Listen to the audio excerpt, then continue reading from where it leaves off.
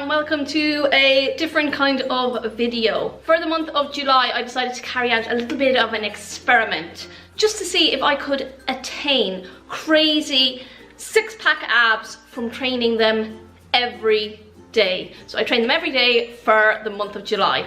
I missed 2 days because we were in Dublin, but you know, life. I did some very simple workouts which you'll see coming up in the video. They can be done at home or in the gym. The exercise I did was to target every part of your abs. So we have the main ab muscles here running down the front, which gives you your lovely six-pack. Then at the side brings your waist in here. So we targeted here, here, and then finally, and should not be overlooked, your core muscles. These are the muscles that are in underneath the aesthetic muscles. They're the ones that pull you in and give you that nice tight waist. And for ladies and men, but mostly the ladies, the core muscles are so important. They give you good posture and they help with stuff down there. You need it strong, you need it tight. Yes, I said it. And I have 3 different exercises to target each area of the abdominals. Now, I did these exercises every day, as I said. I did 4 sets of these exercises in a circuit. Now you'll see some footage of my transformation over the 30 days. I recorded my waistline and my abdominal area every day for the month. And of course, I have some of the exercises coming up now.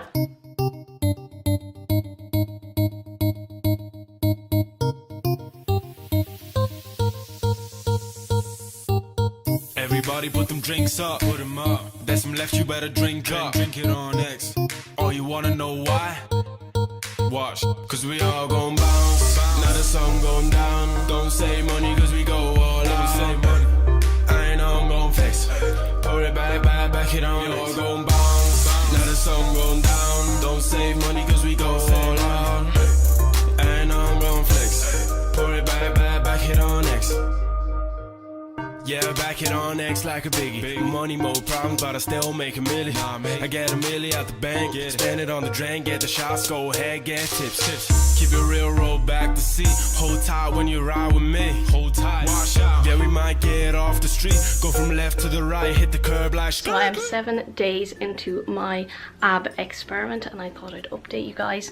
So I've been doing some at-home workouts and some workouts in the gym, but I do hit up abs every day. And it's a combination of where it's most convenient for me to do my ab workout. So if I'm not going into the gym or I'm at home and I have more free time at home, I'll do it then. If I find that I've got excess time in the gym after my workout, I do it then. But yes, I just mix it up between the two.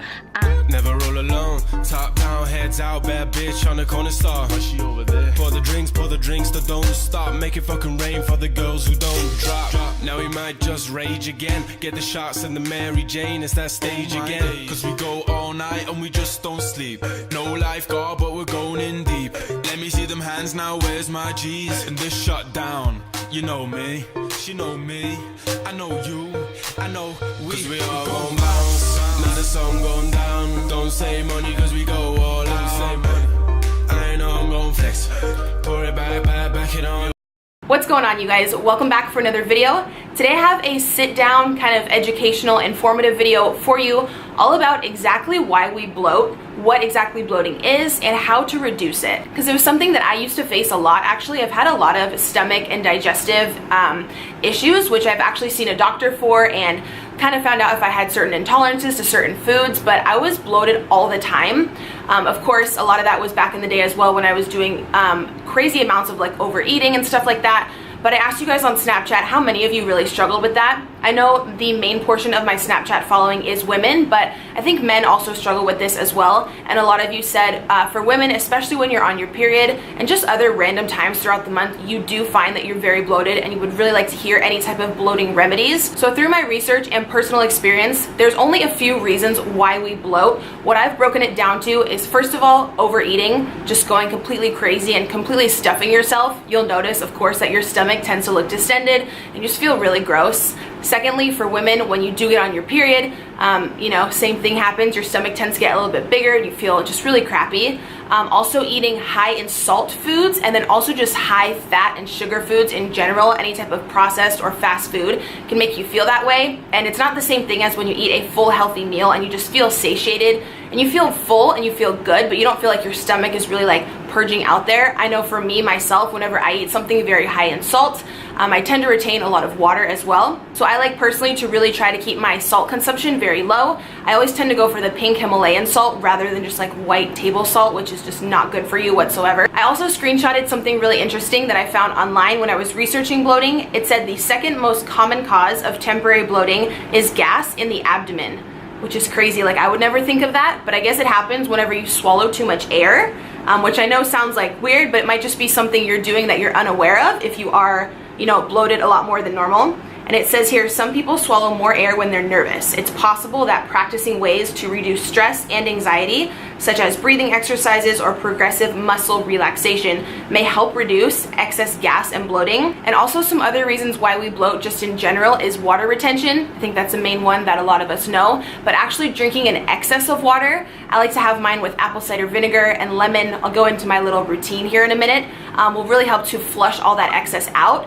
Then also having a food intolerance, which some people might know they have and they might still choose to eat those items anyways, or some people actually have no idea that their stomach is very intolerant to certain foods. I think that was kind of what was happening with me over the past few years. A lot of people, I think it's like 75 to 80% of people have at least a slight intolerance to dairy, the cheese and the milk and the eggs and everything like that. It's not really the best for us, which we know, but a lot of us choose to eat it anyways because it's been in our diet for so many years, or those certain ingredients are in our favorite foods, but a lot of people's stomachs just cannot process and break those down. So if you see someone who has an excessive amount of pizza, or like with a ton of cheese on there or a ton of ice cream, and they're feeling really bloated afterwards, I've heard that a super high percentage of people experience bloating like that when they have an excess of dairy. You can actually get tested at your doctor's. This is something I want to do in the future as well, or pretty soon actually. They do like a little prick test on your arm to see all the things that you're allergic to.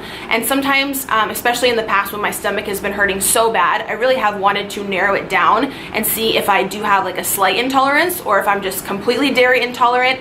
I know I did recently add like egg whites and stuff back into my routine, and I've been feeling okay, but I'm curious to know if I have like a specific allergy or intolerance to it. So if you eat a lot of dairy and you're constantly feeling bloated, be sure to definitely check that out. So personally, it took me a good 3.5 days to severely reduce the insane bloating that I had last week, like I said, when I started my period. And a lot of you just wanted to know what exactly I did to get my stomach completely down from looking like super distended and just feeling uncomfortable. So I'll walk you through specifically what I did for those 3 days consistently and straight to reduce all that stomach inflammation. So day one, when I started my period and I was feeling the most bloated, I made a promise to myself for the next few days to only drink water. Nothing but water with lemon and like this little concoction I'm going to show you.